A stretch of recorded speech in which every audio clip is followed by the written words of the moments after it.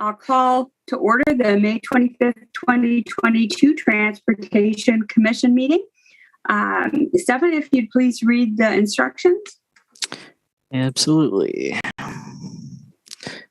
All right, welcome to our virtual meeting. If you lose connection at any point during the meeting, you can reconnect by clicking the link or calling the number in your original email. Members of the commission, if you're able, please activate your video and keep it on for the duration of the meeting. Staff, if you're able, please activate your video when you're speaking. In this meeting, panelists have the ability to mute and unmute themselves. Panelists also have the ability to add pronouns after their names if they choose. Please do not alter the current naming convention. Simply add text after your name. Please use the raise hand feature when you like to be recognized to speak, ask questions, or request a roll call vote. Staff, please use the raise hand feature when you're asked a question. The chair will do their best to call on commission members in the order in which hands are raised. Lowering your hand will take you out of the queue. There are no members of the public registered to speak, so Chair Kovich, floor is yours. Thank you very much, Stefan. Aiden, could you call the roll, please? Sure. Charles Mianzi, who I don't see yet. Barbara Harrington McKinney. I'm present. Chris McCahill. Here. Ann Kovich. Here. Denise Jess. I'm here. Ravi Weber. Here.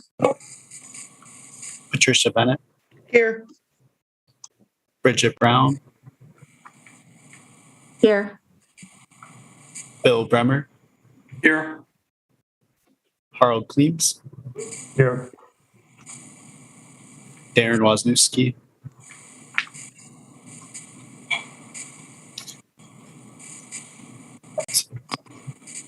Okay, so we don't see Alder Miadzi, is that correct? Correct. Okay, so right now, Harold, you'd be able to vote, looks like. Okay. Everybody have an opportunity to review the minutes from the last meeting of May 11th. Harold? Move approval of the minutes as submitted. And Ravi? Second. Okay, so there's a motion and a second. Any discussion at all? Okay, we'll assume unanimous consent unless anybody wishes to vote no or abstain. If so, please raise your hand.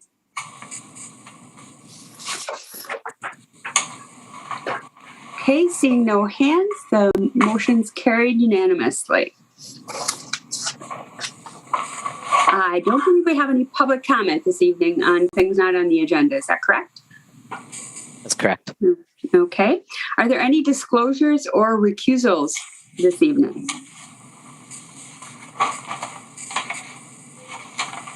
Okay, seeing no hands, we'll move on to our consent agenda. This evening we have items number 2 through 4 on the consent agenda. I believe we don't have anybody registered to speak at all this evening, so there'd be nobody registered to speak on these items. Are there any of those items that anyone would like to have separated from the consent agenda? If so, please raise your hand. Harold? Could we separate item 4, please, the Mariposa path? Okay.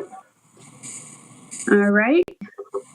So there's a request to separate out item number 4. So right now we have items 2 and 3 on the consent agenda, unless anyone else has a request to separate anything out. Either of those 2 items. Robbie? I was just going to move approval of items 2 and 3. Okay, there's a motion to approve items 271, Legistar 71419, and item 3, Legistar 71614 on the consent agenda. Chris, is that a second? Yep. Okay, we have a motion and a second to approve the consent agenda. I'm going to assume a unanimous consent vote unless anyone wishes to vote no or abstain. If so, please raise your hand. Okay, seeing no hands, we'll move on to item 4 then. Andy, are you there? Yes, I am. Okay, you want to just give us a little, everybody's seen your memo, I'm sure, but you want to just give us a quick summary as to what's going on with this? Mariposa, it's a new street connecting Braxton Place and West Washington Avenue. And also a path that would be connect Braxton Place with Regent Street. The geometrics for this project were approved last May of 2021. The full design began over the winter. Full design, public outreach, assessments, coordination with the Bayview redevelopment, winter, spring. It's scheduled to go out for bid on June 9th of 2022. So we just went to the board 2 weeks ago for the approval of the plans, specs, and assessments. And it was brought up by a board to increase the width of the Regent Street crosswalk, which the shared use path connects into Regent Street. There's a crosswalk that goes across Regent Street that's not currently there. We had the curb ramps both on the north side and south side of Regent Street at 5 feet. It was requested to them to be wider. The median portion was already designed wider at 8 feet. So it was recommended to take it back to Transportation Commission, for possible discussion or placed on the consent agenda if staff just went ahead and made the change based on the board request. Harold, go ahead. Yeah, thanks for the memo and thanks for giving that explanation. I think that makes a lot of sense. I guess I was wondering the longer term plan here. So you have the new street connection, you have the new path connection that gets you to Regent, and then you're at Regent, which has sidewalks, but which does not have any bike facilities. And on the other hand, it's only like a block over to get to East Campus Mall. So I guess the idea is that eventually there will be some sort of connection to East Campus Mall or some other through connection so that the street does not end at Regent.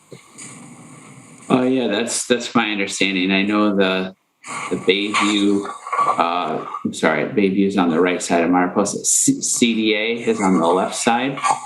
They've just kind of initialized some redevelopment plans. Now that plan is between 5 and 10 years.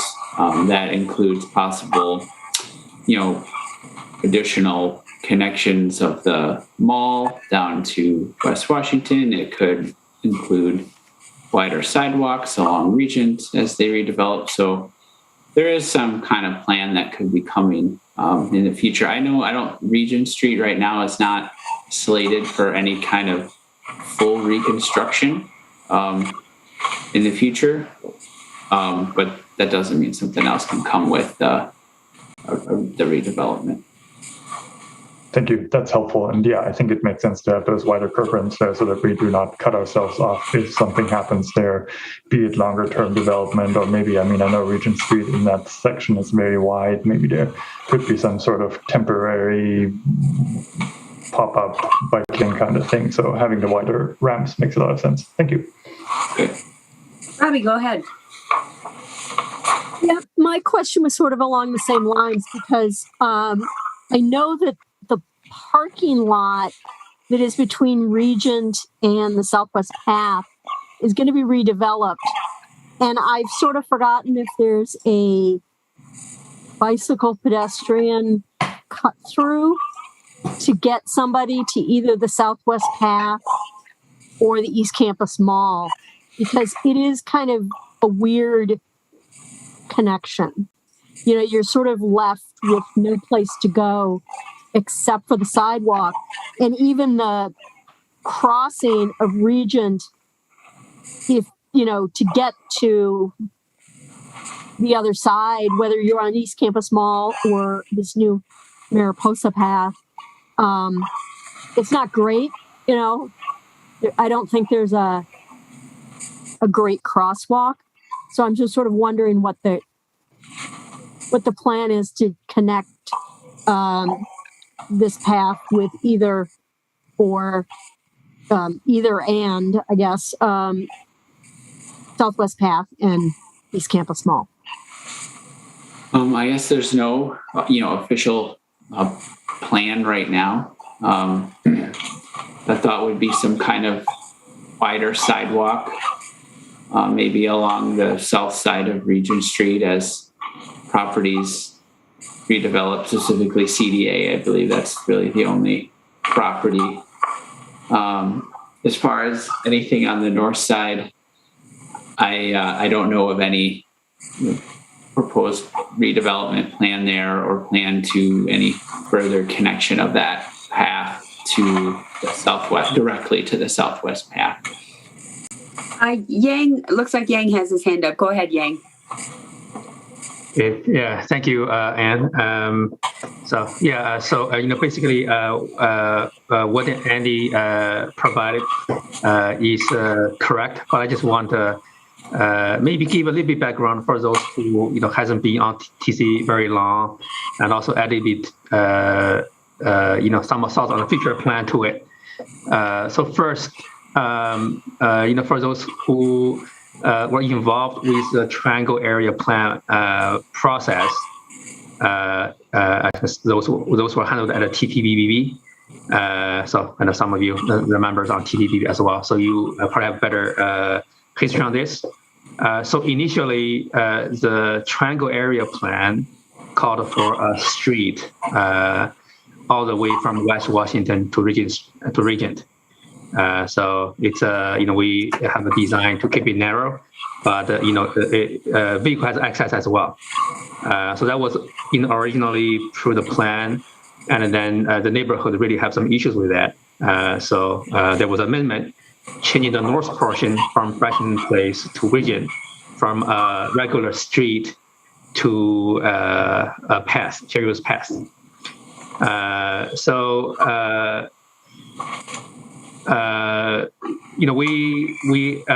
right now we don't have any crosswalks at this location because it's mid-block, it's curved, lots of vegetation, so it's kind of a not really good place for folks to be, and people are driving pretty fast on Regent. So the initial idea is that we want to do the intersection here to improve that, and we'll make it a more visible crossing for pedestrians, maybe for bikes as well. After they changed to the path, we intentionally kept the ramp narrow to make sure people understand, the cars understand, that's not for them. They cannot drive into it. But we do feel like 8 feet might be a good compromise on that. So better for bikes to move turning movements, but not that wide that the most cars still think, that's not for me.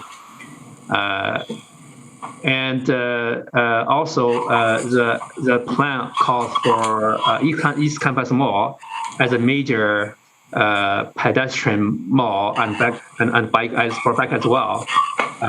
Connecting Bellingham Park and the South area, South Madison, to the downtown area. So that's going to be the major connection down there for bikes and for pets. This crossing that's going to provide some convenience as there are activities going on in the kind of a small mall north of the region here. But we don't expect it can be a major crossing for bikes. We do believe there are going to be some bikes using this location, and as Andy mentioned, that we are going to look into do a connection from here to the East Campus Mall. And East Campus Mall, we also have RFBs, so bikes and pedestrians has safer accommodations over there. So we will work very closely with the CDA development.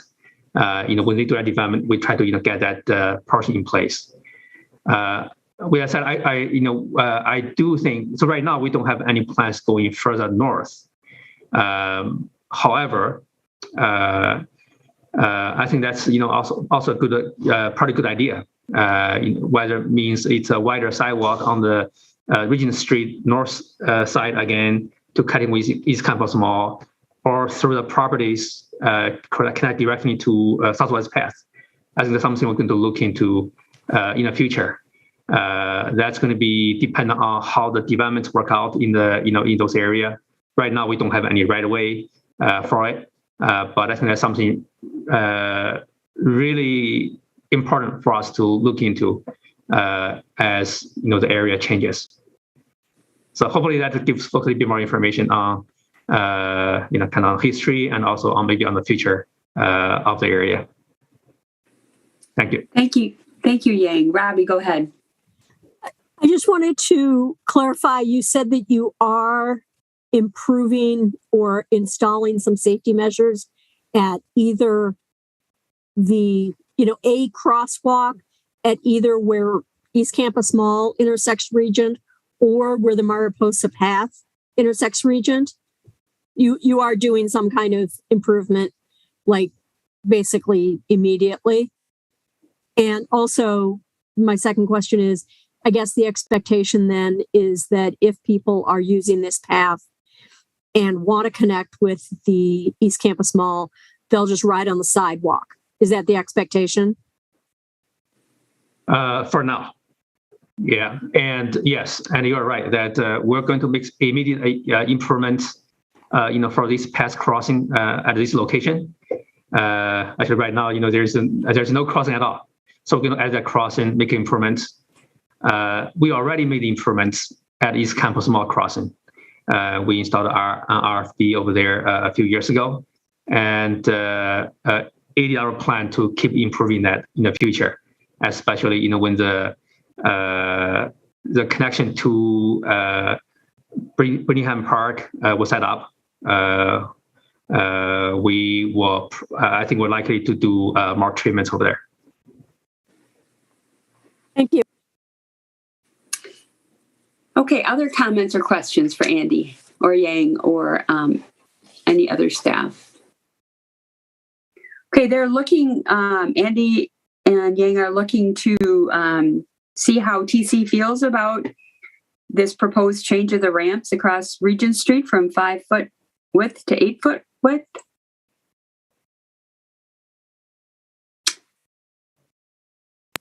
Thoughts? Are you looking for a motion?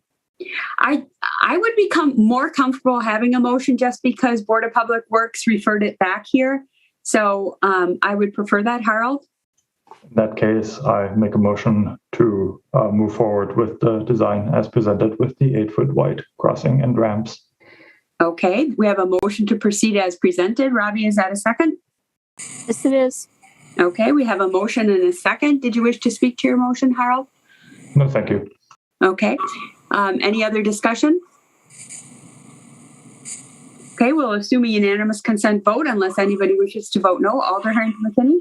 No, and I, since I'm a new person around the table, it's always helped to educate me. So more and more, sitting on this body, I'm looking at crosswalks. I'm looking at all of those things that I had noticed before, because my main method of transportation has been by car.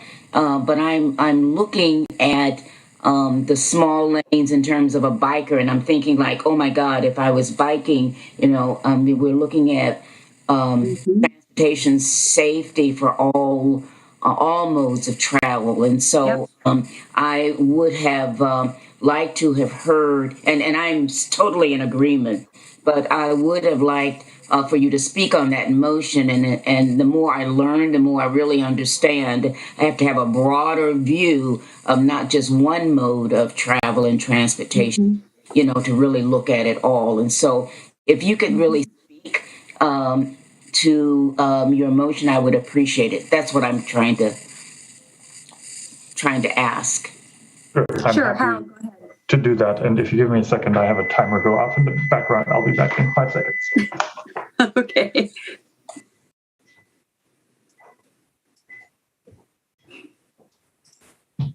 Sorry for the disruption, but I'm always looking for opportunities to better inform myself. Worst possible time it goes off. That's okay. And Alder Harrington McKinney, I appreciate what you're saying because I'm retired now and I walk way more than I used to. So I pay a lot more attention to crosswalks now because I make use of them all the time. And my experience on the commission, I've heard a lot about biking and bike lanes, and I've learned so much over the years about how this has to all work together. And you're absolutely right. We are charged under the ordinance to consider all modes of transportation. So excellent reminder. Harold, go ahead if you'd like to speak to your motion. Yeah, sure. I can quickly speak, and I appreciate the encouragement to do so. So I did follow when this, as staff have said, this was a TPPB where there was a question, should this be a road? Should this be a sidewalk? Should this be a multi-use path? And I think, there was a really solid discussion to be had that we want to create connectivity for this area, which right now is a cul-de-sac where that connectivity is not given, but connectivity maybe not for cars so that you don't have through traffic, because there was a lot of concern from residents that, if you have cars traveling through, then that changes the character of the space, that might raise safety issues. And so I think the consensus that was arrived at was like, let's build a multi-use path so that people walking, people in wheelchairs, people on bikes can get through and get over to Regent Street. But as I initially said, then you get to Regent Street, and then, what do you do then? And so I think that's why I and Robbie asked about, what's the longer term plan for this, and how does this current design not prevent a future plan? And I think staff have provided good answers of there's nothing immediately to make that short connection to East Campus Mall, which would be really valuable. There's questions, should it be on the north side, on the south side, depending on the development. And so I think this change, where, the crossing would have been there anyway, and it seems possible that at some point there will be a multi-use path, maybe on the north side, even though I hear the challenges with that. And so having these 8-foot wide ramps keeps our options open, even though in the end it may turn out, actually the path is going to be on the south side and the crossing will be farther over to East Campus Mall. But then whatever, we have 8-foot wide curb ramps. There's no harm to that. Does that help? Alder Harrington McKinney, does that help answer your question? Yes, it does. Thank you for indulging me. Okay, no problem. It was great question. All good points. And thank you, Harold, for that very thorough discussion about all the issues and summary of all the issues that we talked about tonight. Is there any further discussion on the motion? The motion before us is to approve and accept the plans as presented. Any further discussion? We'll assume a unanimous consent vote in favor. If you wish to vote no or abstain, please raise your hand. Okay, seeing no hands, the motion is carried. And thanks everybody for the excellent discussion. And we'll look forward to hearing about future plans in this area, because everybody is clearly interested in hearing about that. So thanks so much. Thanks, everyone. Thanks, Andy. And thanks, Yang, for your input as well. Let's move on to item 5. And before I turn it over to David Wills, I just want to remind everybody that this same item, was before us at the December 8th, 2021 TC meeting, with the proposed date for removal of the temporary curbside pickup signage of January 18th, 2022, excuse me. So the minutes from that meeting show that Harold moved to approve with a recommendation to change the date for removal of the temporary curbside pickup signage to June 1st, 2022, along with an interim report required from the parking division about the status, which was seconded by Bridget and was unanimously agreed to by everybody there. So right now it's approved to remove the signage and the temporary curbside pickup spaces on June 1st. But there was a lot of discussion, and this is here today so that everybody has an opportunity to make sure that all of your concerns that were so well expressed in December have been addressed, or if you have other concerns about moving forward with the June 1st date as approved back in December. So David, I'm going to turn it over to you now.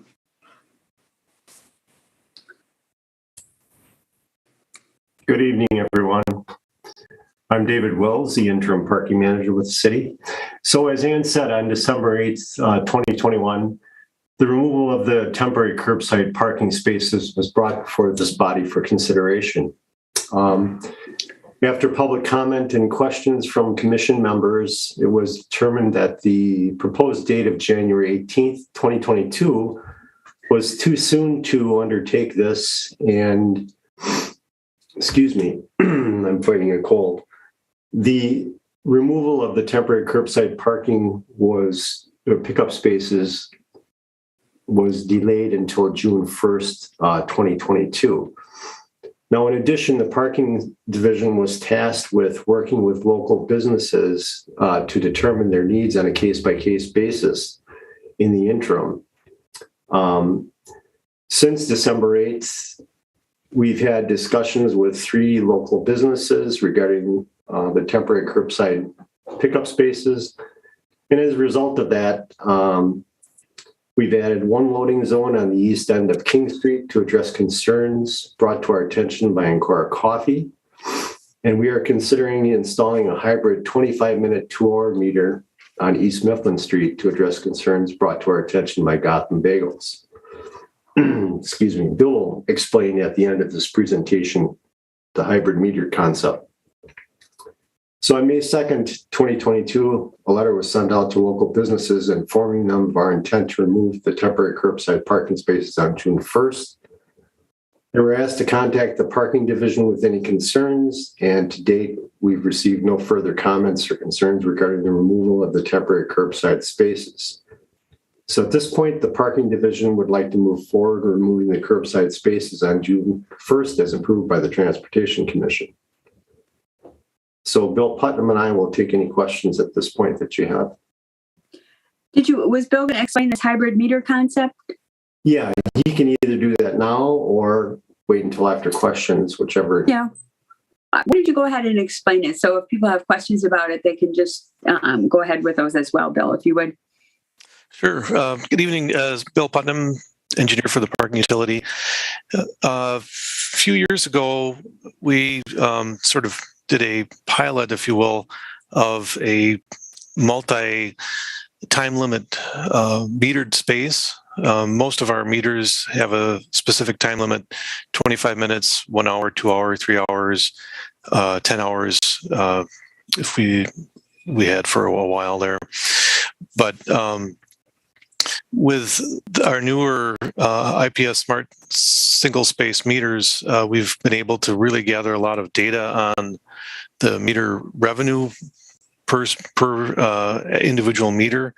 And that's really shown us that the 25-minute meters are either highly underutilized compared to the other meters, or people are not paying at them. And anecdotally, it seems that people will park at a 25-minute meter and then just try to say, "Oh, I'm just going to go in for a minute to do something, pick up something," and then not pay at the meter.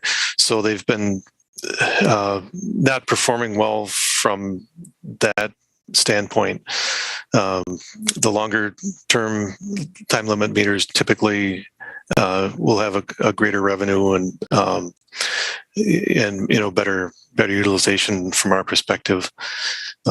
The hybrid idea was to have a 25-minute meter in the morning, typically till like 10:30, from 8 to 10:30 in the morning, and then 2 hours the rest of the day.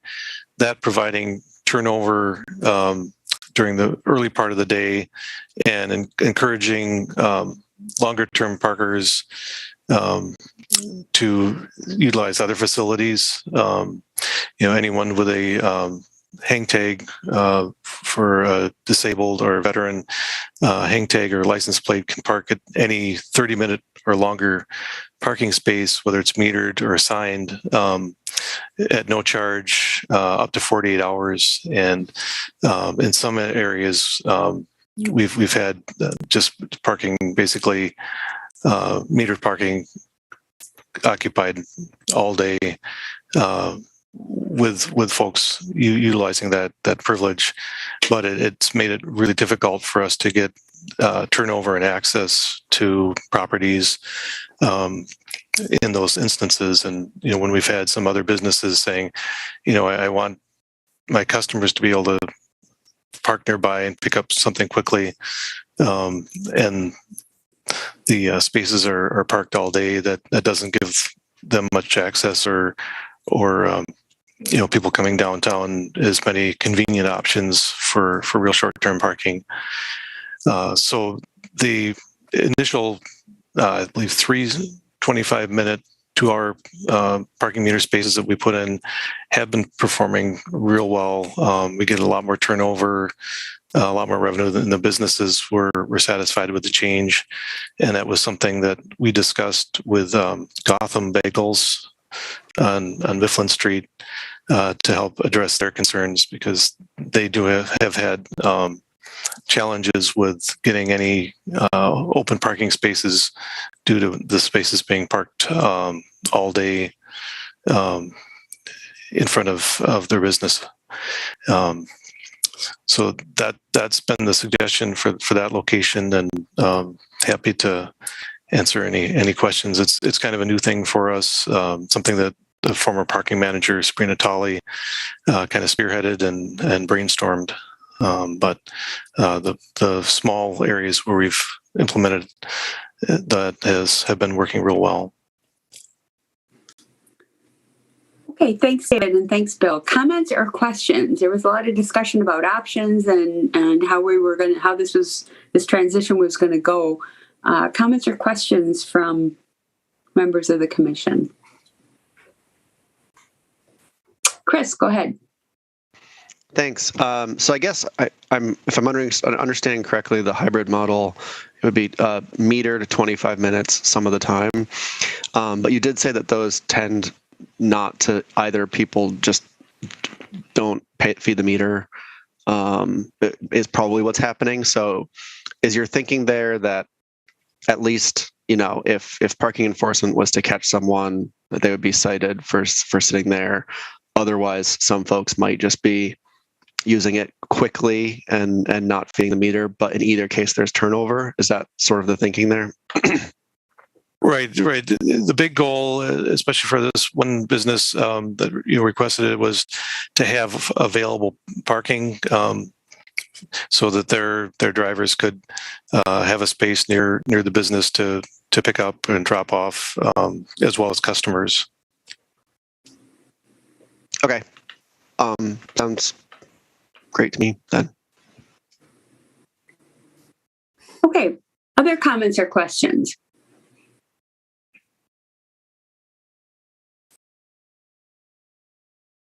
Okay, I'm seeing no other hands raised at this point. So no motion is required because we approved this back in December to make the change effective June 1st, with the parking division addressing all concerns which were raised in December. It sounds like those have been met, and we should be good to go unless anybody has any other comments or questions. Okay. Very good. Thanks, David. Thanks, Bill. Thank you all for your consideration. Sure. Thank you.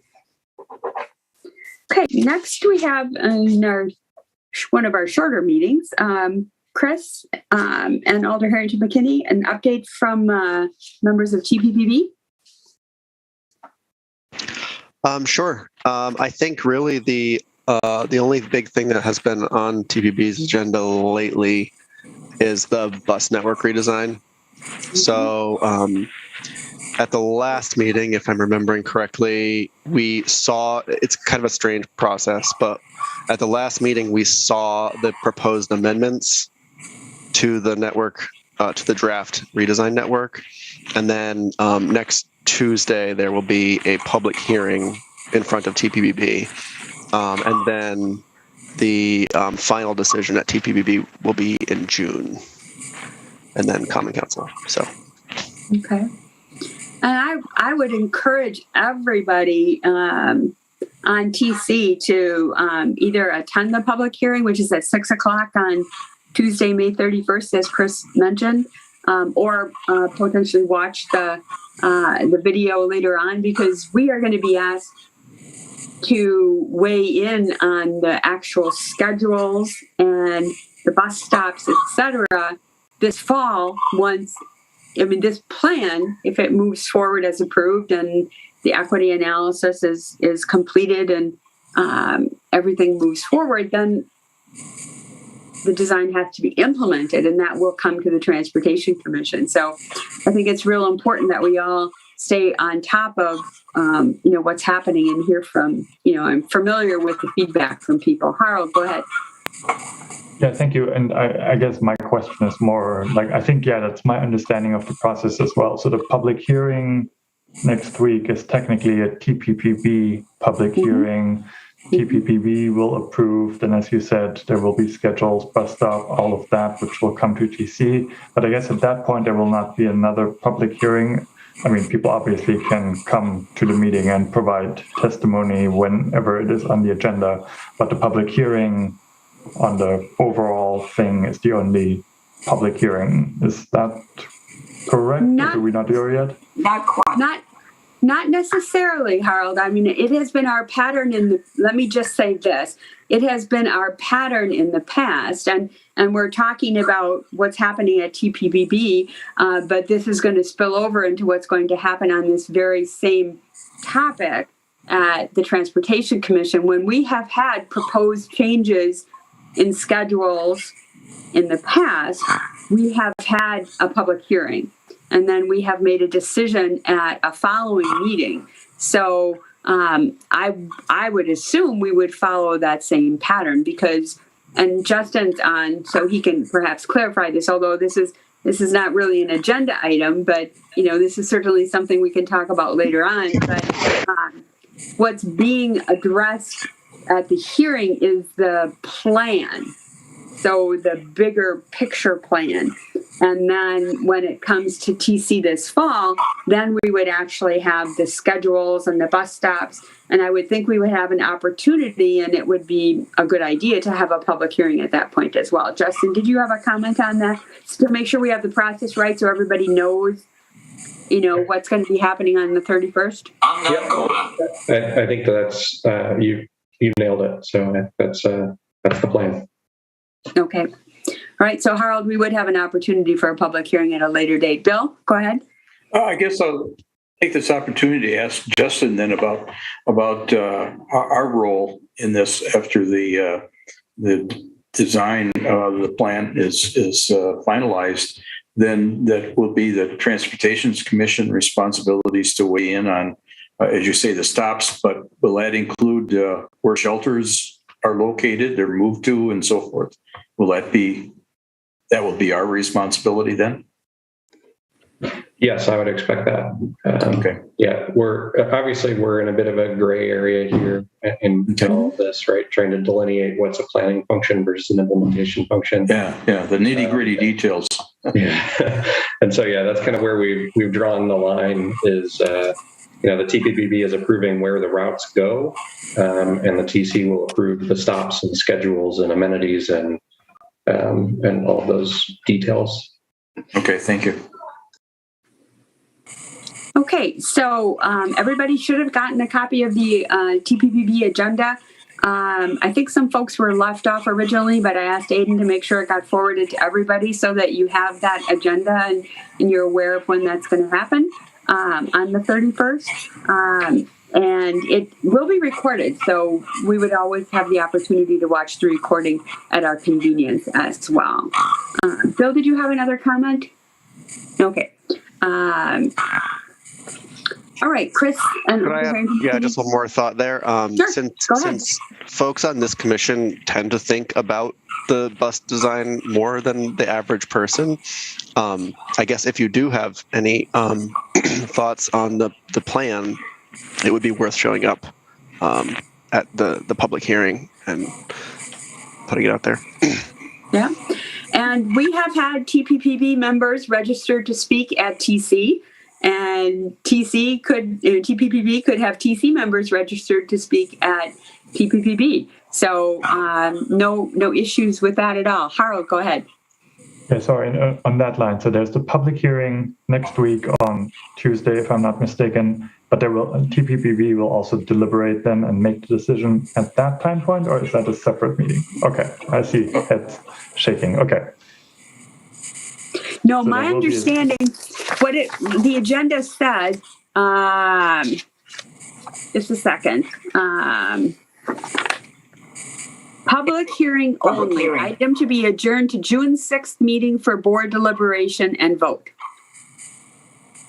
And so would it, from the perspective of the members of TPPB, would it be better for TC folks to provide the input at the public hearing or at the TPPB meeting?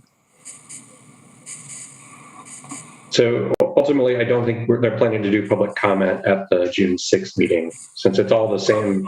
Basically, it's the same Legistar item. We're just spreading it across 3 meetings. The first one was the initial presentation. The second one is the public hearing, and the third one is the deliberation and vote. So certainly, if you want to speak, I think the May 31st date is the time to do so. Thank you. That's helpful. I do believe alders will have the ability to deliberate at the TPPB because I think they're always given that ability to enter the deliberations if I remember correctly, but they can't vote. So like Alder Figueroa Cole, I think, could join the discussion on June 6th, but I don't think she could vote. Am I correct?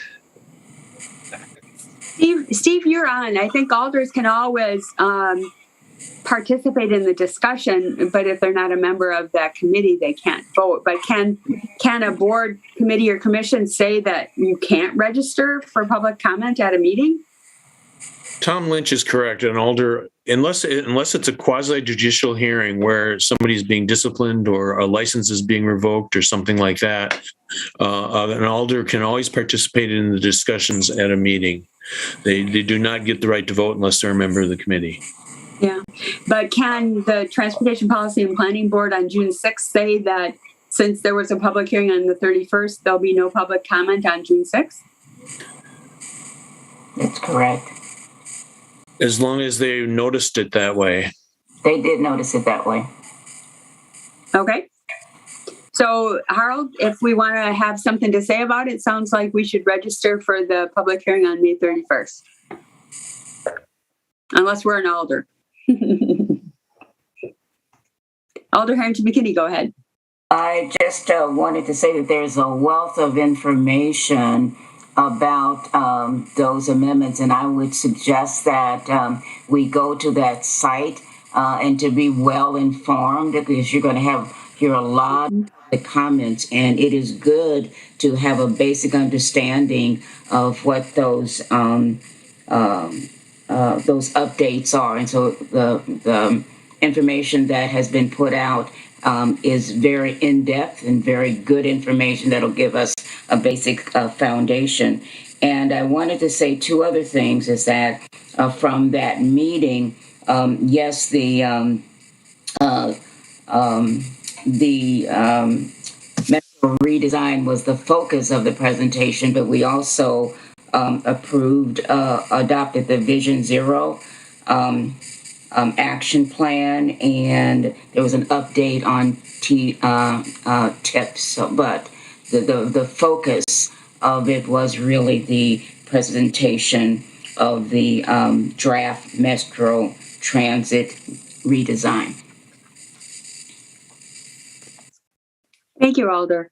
I would also say that I sat in on the last TPPB meeting, and there was a great presentation and discussion about all of these amendments.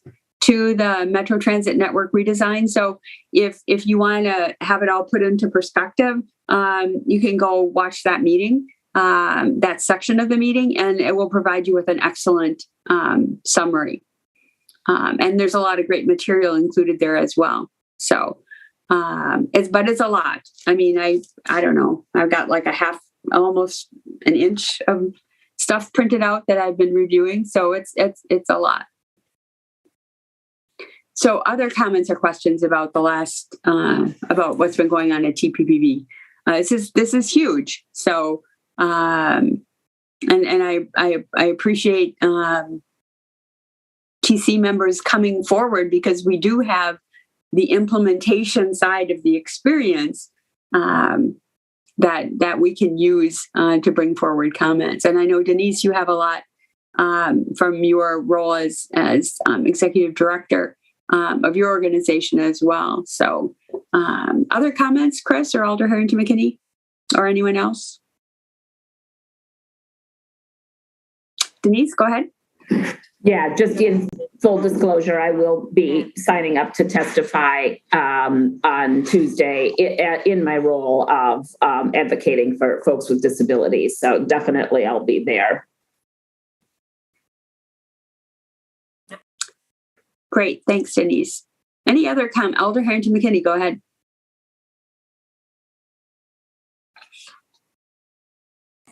I wanted Justin to say just a little bit about the Title VI, because would you say a little bit about that process, because that has been important to me. Yeah, and that was discussed at the last meeting as well. So if you could update everybody on that, that's sort of the in-between piece, isn't it, Justin? Yeah, so as part of that final approval that'll come back to TC that includes the bus stops and schedules, part of that will include the approval of the equity analysis, the Title VI analysis. And so there was some confusion around a letter that the ACLU sent about a month ago. And we've had several offline conversations with them since then and straightened that all out, but it did obviously it threw a wrench into some things and confused some people. But we're all on the same page now. We have always planned to, and we have to be compliant with Title VI laws at the federal level. Everything that they were stated in their letter are things that we were already planning to do anyway. We just aren't quite to that point in the process yet. As we said, this is the planning phase. We've got 20 different amendments on the table. There's really no way that we could go through a detailed equity analysis and have the 20 different permutations of different, this amendment, but not that one. It would be almost impossible for us to do that at this point in the process. But as soon as that plan is passed and we know kind of what to analyze, we will go through that process and we will do so, in full compliance with federal requirements. We feel that we've designed the plan in a way that we're optimistic that it will be good on the Title VI front. But if for some reason it's not, we will need to make adjustments to the plan because we are not interested in implementing a plan that has disproportionate impacts on certain demographic groups. Now, I think the operative word here, though, that we all need to understand is the disproportionate impact. There will be individuals who are impacted. And I think we all have to understand that. Our goal is to make sure that we aren't disproportionately impacting one group or another, or disproportionately benefiting one group or another. And so we'll go through that detailed analysis and make sure that's not the case. But I just want to reassure you all, particularly we've heard from some areas that would be losing front door service, that is somehow not equitable for people of color because some people of color live there. But I want to keep in mind that there are, some of the areas in the system that would be experiencing the most significant improvement in service, such as the, Park Street and Fish Hatchery Road corridor on the south side and Northport Drive on the north side. Those are the areas of really high concentrations of people of color. So, we need to make sure we're looking at holistically both the benefits and the impacts but understanding that there will be some individuals who are impacted. There's just no way to do that without not changing anything, which we're doing this network redesign because we've had years of complaints about the system not working for people, forcing too many transfers, trips taking too long, driving around in circles. And so, that's with any change, some individual will be impacted. So. Thanks, Justin. Denise, go ahead. Yeah, Justin, I really appreciate that discussion about the Title VI. That was very useful. And so, quick process question. So I know you're working really hard to build a plan that is going to be in alignment with Title VI. If there are changes that have to be made in the plan for to be in alignment, do those just get made? Do they have to go back to TPBB, or how does that? What's the process there? I would assume if we need to amend the plan, it would need to be approved by TPPB and council prior to bringing it to TC. At least that would be my assumption at this point. Okay, other comments or questions? This is obviously a huge deal. So, and again, one that there's a bit of a gray area between policy and implementation, but TC's got a big role in this down the road. So appreciate everybody's excellent interest in the topic and attention to the topic as well. And thanks to Justin and all the folks who've been working with him on it, Tom and everybody else, because it's a huge effort for the city, and we'll have some great results, I believe. So other comments or questions? Okay, thanks. With regard to announcements, I was going to mention the public hearing on Tuesday, but we've already spoken at length about that. I mentioned at the last meeting that there was a change in Madison General Ordinance 3301 on boards, committees, and commissions, that we have to hold our elections before the end of June. We've normally held them in July, so we're going to have that election at one of our next two meetings. So please give some thought to nominations with regard to chair and vice chair going forward. Another change in the ordinance basically said, and I'm paraphrasing this, that an alder may not serve as chair or vice chair unless no citizen, resident, i.e. non-alder member, is willing to do so. So that is a change in the ordinance that might allow an alder to step in and into one of those positions. So that is a change that was implemented back in November, along with the change about annual elections and having them in June. So just give that some thought before we move on to elections. And also later in June, on the 22nd, we're going to be looking at a discussion about accessibility of our meetings, and also revisit racial equity and social justice and the transformative leadership education program that we had earlier. So we can look forward to that as well. So I'm sort of wandered into suggestions and topics for the next meeting, which you see in Legistar. We do have quite a bit planned for both the meetings in June, including some of the things that we've talked about already and those that are showing on the document that's posted in Legistar. Are there any other topics that anybody would like to see on a future agenda that aren't showing already? If so, please raise your hand and let us know. Okay, and if you do, I think people are pretty know that they certainly can email me if they do have something that they think of in between meetings, and we'll certainly get that added on as well. So looking for a motion to adjourn. I don't know. We might have set a record here on one of our shortest meetings of all time. Not the worst thing in the world after some of our long ones. So do we have a motion to adjourn? Robbie? Move adjourn. Excellent. Do we have a second? Chris. So we have a motion and a second. I'm going to assume a unanimous consent vote, and thanks everybody. And hopefully we'll see most of you at the public hearing on Tuesday. Thanks. Have a great Memorial Day. Good night, all. Night.